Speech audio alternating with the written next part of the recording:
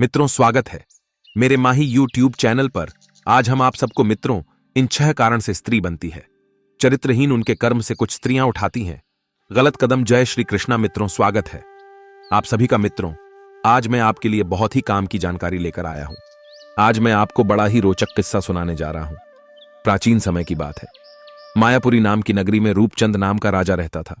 उसके पास चिंतामणि नाम का एक तोता पाला हुआ था। तोता बहुत ही बुद्धिमान था। एक जो राजा ने तोता से पूछा, ये भाई, यदि तू यह बता दे कि मेरा विवाह किस देश के राजा की कन्या से होगा तो मैं तुझे जानू। पोते ने ध्यान धर कर देखा तो उसे पता चल गया कि राजा साहब का विवाह, मगर देश के राजा की कन्या चंद्रावती राजा साहब का विवाह मगर देश के राजा की कन्या चंद्रावती से होगा। उसने सारा हाल राजा को बता दिया कि मगध की राजकुमारी चंद्रावती आपकी पत्नी बनेगी। राजा ने तोते की बात जचने के लिए अपने महल में ज्योतिषियों को भी बुलाया। उनसे भी यही सवाल पूछा कि हमारे विभाग का योग किसके साथ बन रहा है। तो ज्योतिषियों ने भी वही बात बताई जो तोता ने बताई थी। अब तो राजा को अपने तोते की भविष्यवाणी पर पूरा यकीन हो गया। मित्रों, उधर चीज राजकुमारी चंद्रावती का नाम तोते ने राजा को बताया था। उसे राजकुमारी के पास भी एक मंजरी नाम की तली हुई थी।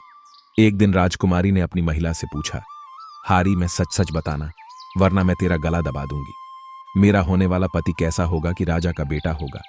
क्या नाम होगा मित्रों?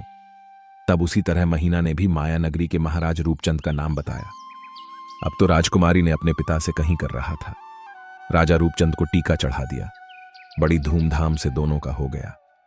राजकुमारी अपनी महिला से बहुत प्रेम करती थी, इसलिए वह महीना को अपने साथ लेकर आए। राजा ने सोचा, मेरा तोता भी बड़ा बुद्धिमान है, क्यों ना इसका भी विवाह अपनी रानी के महीना से कर दो। इनका भी समय आराम से करता रहेगा। यही सोचकर राजा रूपचंद ने तोता करीना का विवाह करके उन दोनों को एक ही में छोड़ दिया।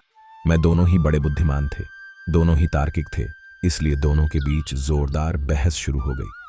मैं ना बोली, मैं इस तोते के साथ नहीं रहूंगी। मुझे पुरुष जाति से बड़ी नफरत है, क्योंकि पुरुष बड़े पापी होते हैं, धोखेबाज और नेता ही होते हैं। उन पर विश्वास नहीं किया जा सकता। तोता कहने लगा, रीमिक्स, तुझे स्त्रियों के बारे में कुछ नहीं पता।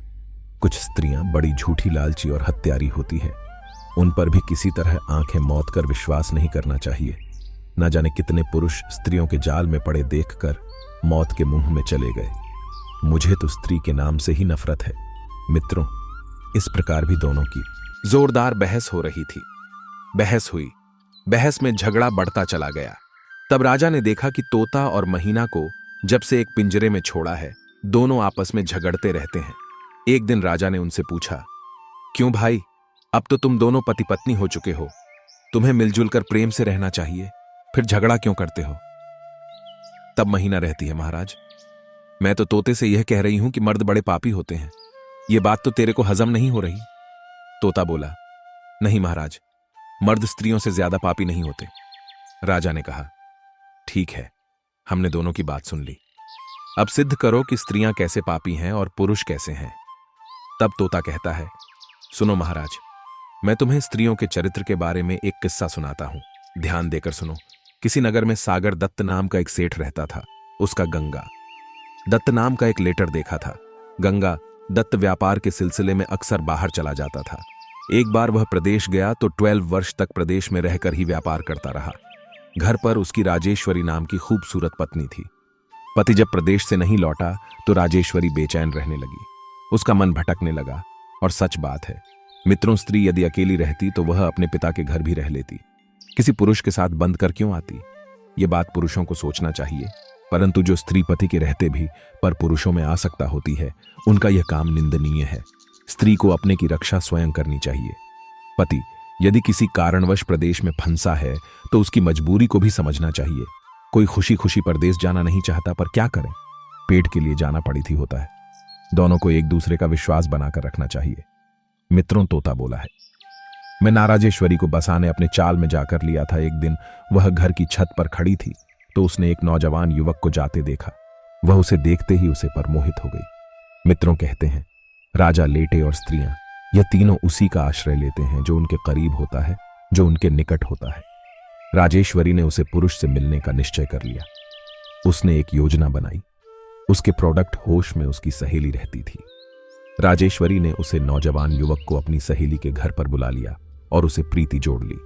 प्रिय बंधु, अब तो वह हर रोज रात होते ही अपनी सखी के घर पर चली जाती थी।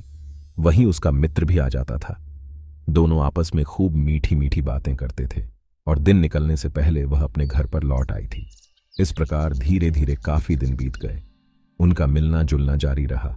एक दिन राजेश्वरी का पति प्रदेश से लौट आया। पति को आया देखकर पत्नी बड़ी दुखी हुई। सोचने लगी, अब मैं उनके रहते अपने प्रेमी से मिलने कैसे जाऊंगी। उसने सोचा, चलो कोई बात नहीं पति, जब सो जाएगा तब उससे मिलने चली जाऊंगी। उसने वैसा ही किया। मित्र पति हारा थका आया था तो रात को जल्दी सो गया। इस दौरान राजेश्वरी घर से निकलकर प्रेमी के पास चलती जब वह उससे मिलने जा रही थी तो रात्रि में रास्ते में एक कर मिला जो चोरी करने के लिए कहीं जा रहा था। आधी रात के समय उसने स्त्री को जाते देखा तो सोचने लगा कि इतनी रात गए यह स्त्री कहां जा रही है, जरूर इसका किसी चार पुरुष से संबंध होगा। कर उसका पीछा करने लगा और यह देखने लगा कि देखें यह कहां जाएगी। मित्रों उधर कर छिप कर देख रहा था। वह स्त्री अपनी सहेली के घर पर पहुंच गई। पर हुआ क्या, संजोग से उसे दिन उसे स्त्री के प्रेमी को सर्प ने डांस किया था। उसकी मृत्यु हो चुकी थी। राजेश्वरी ने समझा कि वह अभी सो रहा है। उसी घर के द्वार पर एक पीपल का पेड़ भयंकर प्रेत पैदा हुआ था। यह सब लीला देख रहा था। प्रीति ने सोचा कि क्यों ना मौके का फायदा उठाया जाए। प्रिया तो उसे मरे हुए आदमी के शरीर में घुस गया और उसे औरत के साथ समागम करके उसकी नाक काट ली और उसके बाद प्रीत उसके शरीर से निकालकर फिर से जाकर पीपल पर बैठ गया। स्त्री अपने कटी हुई नाक लेकर रोटी चिल्लाती है। अपनी सहेली के पास पहुंची और उससे सारी बात बताइए कि बहन काट ली। अब मैं अपने पति को क्या जवाब दूंगी। सहेली ने समझाया, देखो बहन, अब तो बचने का सिर्फ एक ही तरीका है। तू अपने पति के पास जाकर जोर जोर से रोना चिल्लाना शुरू करते हैं। जब कोई पूछे तो कह देना, पति ने नाक काट ली सर। दोस्त, तेरे पति पर लग जाएगा और तू साफ बच जाएगी।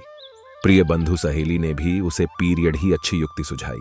राजेश्वरी ने वैसा ही किया। वह अपने पति के पास जाकर जोर जोर से रोने चिल्लाने लगे। उसका रोना सुनकर घर की मोहल्ला पर दोष के सारे लोग इकट्ठे होकर आ गए। उसका पति विचार उठा। उसने सारा दोस्त अपने पति गंगा डेट पर मैं नरेश दिया। राजा सूर्य के पिता ने यह खबर नगर की कोतवाल को दे दी। कोतवाल ने अपने सिपाहियों को भेजकर गंगा डेट को पकड़वा लिया। सुबह राजा के दरबार में उसकी पेशी थी। राजा ने जब उसे स्त्री की पूरी हालत देखी तो क्रोधित होकर गंगा तत्व को सूली पर चढ़ने का आदेश कर दिया। यह बंधु उधर उसे चोर को पता लगा कि गंगा तत्व को सूली पर लटकाया जा रहा है तो उसने सोचा कि मैं अब तक बहुत पाप किए हैं। उधर निर्दोष गंगा डेट को सूली पर चढ़ाया जा रहा है, क्यों ना उसकी जान बचाकर मैं एक पुण्य कमा लूं। चोर फौरन भागता हुआ राजा के पास पहुंच गया और बोला, हुजूर, गंगा दत्त निर्दोष है। दोषी तो उसकी स्त्री है जो अपने बेगुनाह पति को सूली पर चढ़वा रही है। उसने सारी बात बताई। महाराज, मैं चोरी करने के लिए घर से निकला तो मैंने देखा कि एक स्त्री तेजी से कहीं जा रही है। मैंने उसका पीछा किया तो कि वह अपने प्रेमी से मिलने आई थी, पर दुर्भाग्य उसे दिन उसके प्रेमी को सर्प ने डांस लिया था, जिसके कारण वह मर चुका था। वही एक पीपल के वृक्ष पर एक प्रेत रहता था। वह मरे हुए आदमी के शरीर में समय और उसे स्त्री की नाक काट ली। अगर विश्वास ना हो तो इसकी सहेली के घर में जाकर देख लो। वह आदमी अभी भी वहां मारा, पर टेढ़ा होगा और उसके मुख में इस औरत की कटी हुई नाक मिलेगा। मित्रों, चोरी की बात जचने के लिए राजा ने अपने सिपाहियों को भेजकर इस बात का पता करवाया तो बात बिल्कुल सच निकली। राजा ने तुरंत अपना फैसला बदलते हुए गंगा डेट को रिहा करवा दिया और उसे झूठा है मक्कार फरेबी स्त्री को जेल में डलवा दिया। तोता ने कहा, है राजन, मनुष्य एक पाप को छुपाने के लिए सांग दर्द होने पाप कर डालता है। वह समाज के सामने अपने पाप को स्वीकारने के बदले उसे छुपाने में सारी शक्ति झोंक देता है, चाहे उसमें कितने ही पाप क्यों ना हो जाए। स्त्री हो या पुरुष, धर्म का ज्ञान दोनों को होना चाहिए। दोनों को संयमित रहकर अपने कर्तव्यों का निर्वहन करना चाहिए। मित्रों, तोता की बात सुनकर मैं ना बोली है राजन। मैं तोता की बात से सहमत नहीं हूं। किसी काम की दोषी सिर्फ स्त्रियों को ही नहीं ठहराया जा सकता। उनकी गलत चलने में पुरुषों की भी सहभागिता होती है। कई बार पुरुषों की गलतियों से इस दुनिया भटक जाती है। आज मैं तुम्हें 6 ऐसे कारण बता रही हूं जिसके चलते स्त्री गलत मार्ग पर निकल जाती है। उसमें पुरुष भी कहीं ना कहीं जिम्मेदार होते हैं। पहला कारण, पति अपनी स्त्री को भरपूर समय थी। लंबे समय के लिए वे या घर से बाहर समय ना बीते। स्त्री को कम से कम अकेला छोड़ता है। जब ज्यादा ही आवश्यक हो तभी नंबर 2। दूसरा कारण, पुरुष को चाहिए कि वह समय समय पर स्त्री की आवश्यकताओं को पचता रहे। इसकी आवश्यकता जो सामानों का ध्यान रखें। तीसरा कारण, पुरुष को चाहिए कि वह स्वयं भी नियम संयम से रहे। ऐसा कोई मौका ना दे कि दूसरे को बुरा लगे या उसे गलत राह पर चलने के लिए मजबूर करें। नशा आदि में लिप्त होकर अपनी जिम्मेदारियां से ना भेज, अपने चरित्र को साफ स्वच्छ रखें। नंबर 4, अपने दोस्त आदमियों को घर पर ना बुलाए। उनसे बात करनी हो तो घर से बाहर चले जाए और अपनी स्त्री को अकेले घूमने या प्राइवेट दोषियों के घर बैठने की आजादी ना दें। यदि कोई काम है तो स्वयं साथ में जाए। बाहरी लोगों पर भरोसा करके पत्नी को उनके बीच अकेला ना छोड़े। 5वां कारण, स्त्री को व्यर्थ मारे क्रोध में उसका अपमान न करें। उसे पर सुनी सुनाई बातों पर शक ना करें। उसे ही इन शब्दों से ना पुकारे। ऐसा करने से पुरुष के प्रति स्त्री का मन हट जाता है। 6वां कारण, उसे दूषित पुरुष और दूसरे चरित्र स्त्रियों से दूर रखें। कहते हैं मालिक, अगर कुशल तो उसके नौकर जाकर और स्त्री बिगड़ जाते हैं। इसीलिए इनका समय समय पर तरण और पालन दोनों होते रहना चाहिए। अश्लील चित्र, अश्लील फिल्में और अश्लील वस्तुओं से दूर रखना चाहिए। प्रिय बंधु महीना के जवाब से राजा और तोता दोनों बत्ती संतुष्ट हुए। तो दोस्तों, आज की इस वीडियो में इतना ही। वीडियो में अंत तक बने रहने के लिए बहुत बहुत धन्यवाद।